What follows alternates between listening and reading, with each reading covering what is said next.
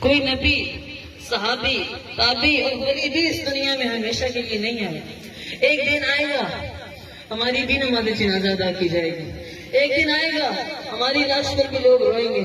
ایک دن آئے گا کہ ہماری بھی میت نہیں پڑی ہوگی. تو کیوں نہ آج اس موقع سے ہم ایک سبق لیتے جائیں. میرے بزرگوں، یہ دور پر فتن ہے. ہر روز ایک نیا فتنہ ہمارا انتظار کر رہا ہوتا ہے. جو شخص چلے گئے ان کا وقت مکمل ہو گیا. لیکن آج کا یہ واقعہ بھی یہی سبق دیتا ہے کہ لوگوں، مہلت ہے، تمہارے پاس مہلت ابھی بھی ہے. اپنے اعمال کو مضبوط بنا لو. زندگی سے دنیا سے دل لگی کو بھول جاؤ. اپنے اللہ سے اپنا تعلق مضبوط بنا لو تو آخرت کی تمام تر مشکلیں، عذابات اور تکالیف سے نجات پا جاؤ گے.